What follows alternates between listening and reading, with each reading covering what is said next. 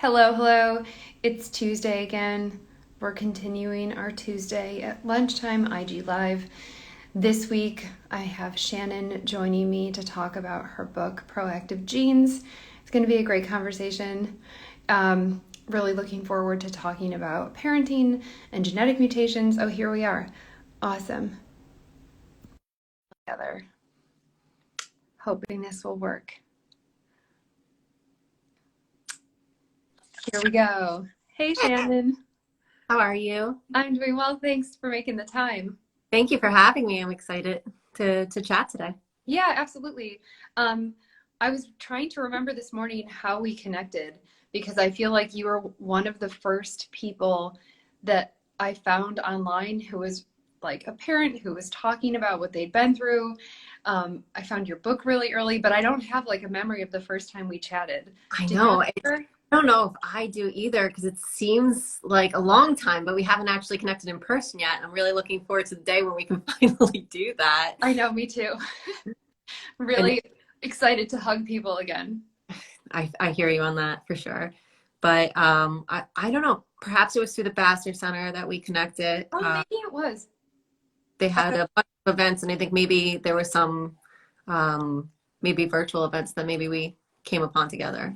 Yeah, I think that is right. It was the Bassett Center. So, do you want to talk a little bit about your book? I think, um, you know, it's a topic that, we can get into this too, that is ongoing in my house about what all of this breast cancer stuff means, because obviously, and I'm sure in your household too, it's a topic that comes up a lot.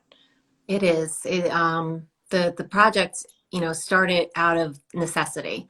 My children were young when issues were arising that they kind of just needed to be let in on. Whether it was mom having a lot of doctor's appointments because I'm high risk myself, and that requires me to kind of be in and out for constant surveillance for ovarian, for breast cancer. And then beyond that, I was starting to move forward with some prophylactic surgeries.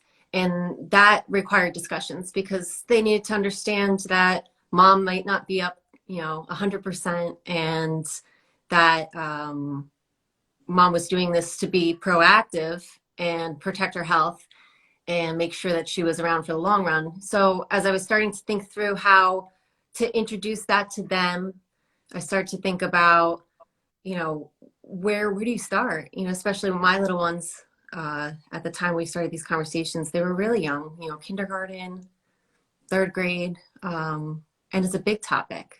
Yeah, it's huge. I was thinking when I decided to have surgery, my kids were 1 and 3. I didn't have the surgery, the preventative mastectomy, until they were 2 and 4. And Right. it just required less explanation. I was like, I'm going to be gone for a few days. I'm going to the doctor. You're not going to be able to climb on me. Like, it was a much simpler explanation. And when we first talked, I was, really struck by how just a few years age difference, they have so many more questions about why. I know, exactly. When I did one of my first prophylactic surgeries, it's the same scenario. They were my twins, and that required a lot as a mom, just learning how to navigate taking care of infants at that stage. But then I learned that it gets even harder as usual with all things parenting, right? Right. So as I was approaching another surgery later on, it became tougher because they really needed to understand, why was mom going to the doctor all the time? Is she sick? Why is grandma sick? We've discussed this before, but to share with the audience, I guess today is, my mom, or my kid's grandmother, she had ovarian cancer and she had triple negative breast cancer, and she battled both for a very long time. So they were constantly seeing grandma in and out of treatment, and then trying to understand why mom was going in for all these doctor's appointments. So we just kind of just started to talk about that in simple terms. And my goal was always with the project to make sure that they were introduced to concepts at a very light, basic level, so that all of the conversations could build upon each other. And it was pretty helpful, and successful, I would say. Even, this year we had a really tough year where we lost my mom, and it is a new experience in this journey where I'm trying to navigate those conversations and um, growing as an advocate from it, because I think that's the nature of what I try to do with proactive genes is how do you have those conversations? How do you have them organically and appropriately for the age that your kids are at? Yeah, it's really hard. I mean, navigating your own grief and also trying to not scare them and Right. have them understand that the actions that you're taking are so you have a different outcome than your mom is a really delicate topic. And I think it depends so much on your own kids and their understanding and what they've seen or not seen and their age. And I feel like you've done a really beautiful job of giving moms with young kids tools to kind of have those conversations. Thank you. I appreciate that. And I agree with you. I think that it is so specific to the family and to the child. And, when I wrote Mom's Genes, it was really for a family that was looking to have that conversation. It might not be appropriate for all families. They might not be comfortable with that yet. It really is a matter of when you're looking for that tool, it's there. And beyond that, I wanted to have this conversation too, not just so they could understand what I was going through, but I wanted them to understand the importance of knowing your family history and to carry that with them as they grow, and to know that having these conversations should feel normal and that you should be comfortable having them with your healthcare professional. So an exercise we always like to do in my house when we go, to the pediatrician is I have them really guide the conversation as much as possible and to communicate with their doctor so that they're really establishing that at a young age. Yeah, that's awesome and so important. We bounced around from pediatricians partially because we moved, and then we found one when we finally settled in Providence that we didn't love. And the physician that my kids see now always asks, like, talks directly to them, asks them the questions. And I appreciate that so much because, you want to advocate for your kids, but also like teaching them to do that for themselves is so, so important. I love that. I love that they took it upon themselves too to really guide it that way, because it gives them a voice, right? And then they understand how to speak to their doctor and what kind of information to share. So that's kind of a little activity that we we like to practice in my house.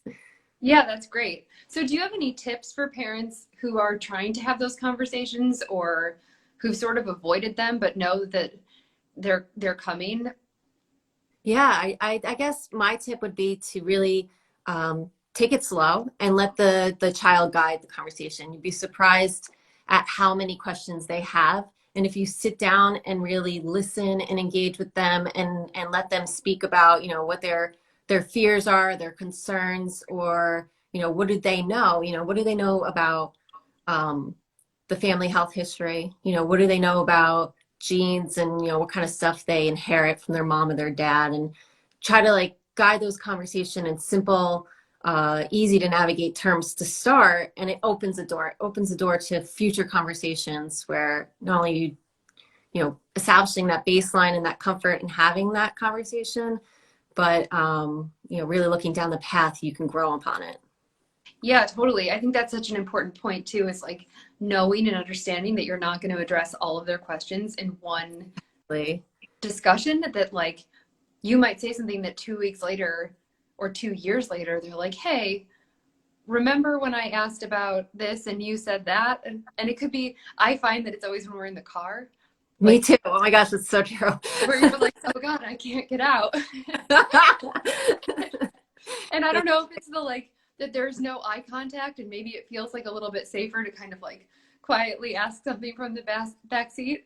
But yeah, I think that the idea of like that you're just laying the foundation and then you answer their questions as they come up. I found as a parent, I really struggle with not over explaining. Like they'll ask a question and I feel like, oh, well, we need to like address the entire historical context for how people understand this or why we're talking about it. And it's like, no, no, no, they asked you a question. Answer I the question they so asked. appreciate that like perspective, because I think I consciously know that I do that too, and I always am checking myself of being like, keep it simple, and let them guide that conversation exactly for that reason. Because I want to get into the history of genetics. And it will Right. be a little too complex. So when I'm really speaking with them, I really try to focus on letting them ask the questions. And you know, with my project with Proactive Genes and Mom's Genes, it's been such a great experience, because when I wrote Mom's Genes, which was geared towards the kindergarten age and the you know, I guess the second or third grade, when my children were that age, we sat down and we wrote this poem together, just kind of starting a conversation about what genetics are, science, you know, history, and the family health history. And it was great. Now, you know, I can't even believe it. Maybe a couple of years have gone by since I started drafting that first, you know, poem. And our conversations have grown so much, especially with my girls. You know, they really have come to a deeper understanding of what it means to be BRCA, and what it means for mom, and what it is starting, you know, to mean what it might mean for them, and how important it is for them to do things that are proactive, you know, make sure that they're active and that they're living a healthy lifestyle, and anything that we can establish at a young age, they're really understanding the importance of that. So it's helped guide me to what I hope is like my next project, which is a second, you know, addition to the book, because I always intended this to grow with my children and speak from the experience I was having with them in the conversations. So it's exciting to be at a point where we're having new, different conversations that are deeper in content of what it means to live, you know, a high risk life, but be proactive. Yeah, I think that's so smart, and really getting them to understand that it's about all of the choices that are lifelong choices that they have control over. Because Right. you don't have control over your genetics, but you do have control over what you eat and how you spend your time and how you think about your body. And, you know, it's so good to do that early. And I think especially with girls, and I know BRCA and all of these hereditary issues have different implications for men and women, but I feel like some of these things, especially for women, are so ripe with other issues. Like when we talk about nutrition and we talk about exercise and food with little girls, there's all of this other stuff from our culture that's overlaid, and it feels extra sensitive. And I know I struggle with trying to have those conversations and really have them be empowering, and not about like how you look or what your body looks like or how your clothes fit, or, you know, like it feels like this really delicate balance. And I think, you know, it sounds like you're doing a thoughtful job, and I'm always looking to other moms who have daughters who are navigating it well, like the bigger health component, but also like the understanding of their health and their body as they age, and in a positive way.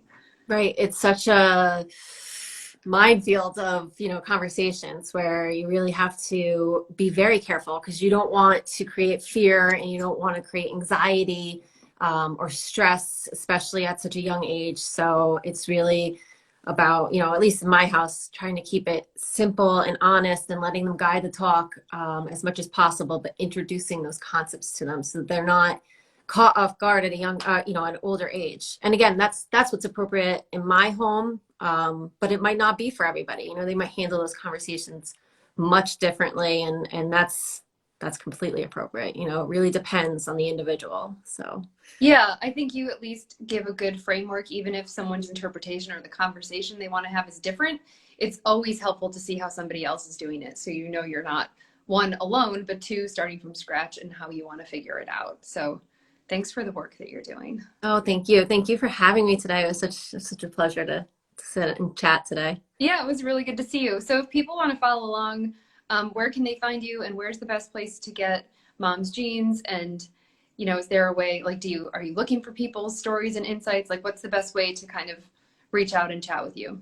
I'm on Instagram here at Proactive Genes. That's definitely a good way to direct message me, and I'll get back to you right away. And then I have a website, proactivegenes.com, and the book Mom's Genes is available on Amazon. So if you're looking for that, it's easy to get on there. Awesome. We'll put the link in our bio, and I can't wait to see what you do next. I think, you know, our kids are at similar enough age that I know it's going to help me. So yeah, maybe I'll send it on over to you for a preview, and you can tell me. I would love to look. Well, have a great day. Thanks for making the time, and I'm sure I'll be talking to you again soon. Yes, have a great one. Thank you. You too. Take care, Shannon. Bye. Bye-bye.